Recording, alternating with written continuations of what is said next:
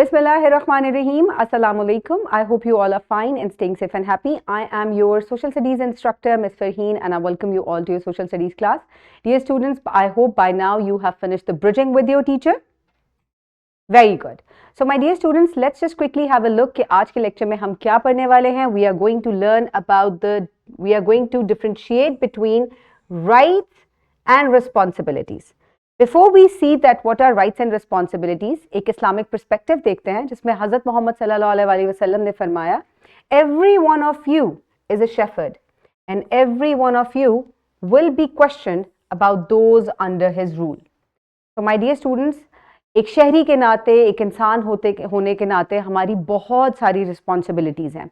जैसे एक चरवाहा होता है, उसके पास भेड़ बकरियां होती हैं और वो उनका ख्याल रखता है. इसी तरह इंसान होने के नाते हमारी बहुत सारी रिस्पॉन्सिबिलिटीज़ हैं और हमें क्वेश्चन भी किया जाएगा उनके ऊपर.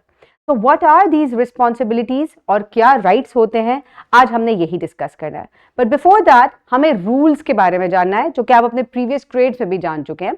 हम जब अपने घर में होते हैं तो we have a lot of rules, keeping our homes clean, helping parents, speaking politely.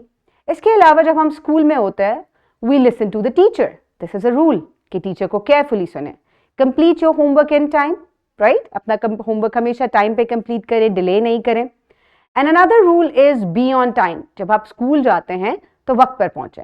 तो ये कुछ हमारे रूल्स हैं घर के और स्कूल के. तो राइट्स एंड रिस्पॉन्सिबिलिटीज क्या होती हैं? रूल्स हमने फॉलो कर लिए, but what are rights and what are responsibilities? So यही हम चीज देखेंगे.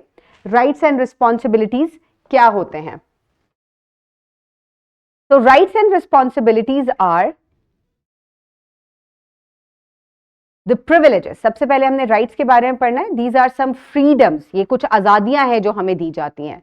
सम rights that people enjoy in Pakistan, they are safety, यानी कि हिफाजत, तहफ्फुज. और ये तहफ्फुज हमें कौन फराहम करता है? Very good, police. मुख्तलिफ लॉ मेकिंग फर्म्स होती हैं, इसी तरीके से पुलिस हमें प्रोटेक्ट करती है आपके घर में. इसके अलावा राइट टू एजुकेशन, आपको पढ़ने का हक हासिल है. यह आपका राइट है कि आपको तालीम दी जाए. और तालीम हासिल करने के लिए हम सब कहाँ जाते हैं? हम स्कूल जाते हैं, कॉलेज जाते हैं या यूनिवर्सिटी जाते हैं. So these are our rights. Right to freedom, यानी कि हमारे पास आज़ादी का हक भी है. आज़ादी का हक क्या होता है? यानी कि हम आज़ाद तरीके से अपने इर्द गिर्द घूम फिर सकें. और यह आज़ादी हमसे छिन भी सकती है अगर हम कोई रूल ब्रेक करेंगे. और रिस्पॉन्सिबिलिटीज क्या होती हैं? यानी कि हमने दूसरों को रिस्पेक्ट करना है.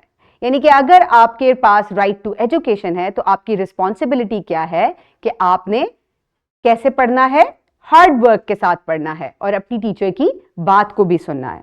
So my dear students, these are some rights and responsibilities जो कि हमने डिस्कस किए. आई होप अब आपको राइट्स एंड रिस्पॉन्सिबिलिटीज क्लियर हो गई होंगी. So now just quickly complete the formative check by the end of this lesson with your teacher, and your teacher will also assign you with the homework that is given in the workbook. I will see you in the next lesson. Have a great day. Allah Hafiz.